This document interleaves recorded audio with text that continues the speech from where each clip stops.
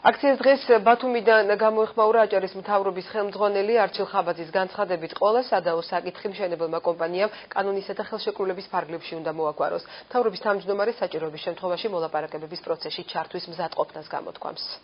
პირველ რიგში იურიდიულად ყველა დეტალი არის მოწესრიგებული, ის კომპანია, რომელიც მშენებლობას ახორციელებს, ვალდებულია ნებისმიერ შემთხვევაში თუ დაზიანება მის გამო მოხდა, მისი პროექტის მშენებლობის დროს დაზიანდა და ეს დამტკიცებული იქნება, ის ყველა ხარვეს გამოასწორებს და ის ვალდებულია ეს გააკეთოს. თუ მოსახლეობა ამაში არ არის დარწმუნებული და ითხოვს ხელახალ გადამოწმებას, ჩვენ მზად ვართ, მთავრობა ჩავერთოთ შუამავლის როლში, კოორდინაცია გავუწიოთ ამ პროცესებს და დავაჯეროთ და პრეზენტაცია გავაკეთებინოთ იმ პროექტისა, რომელშიც გეოლოგიური დასკვნა წარმოადგენთ კომპანიას, სადაც ეს არის ყველაფერი აღნიშნული.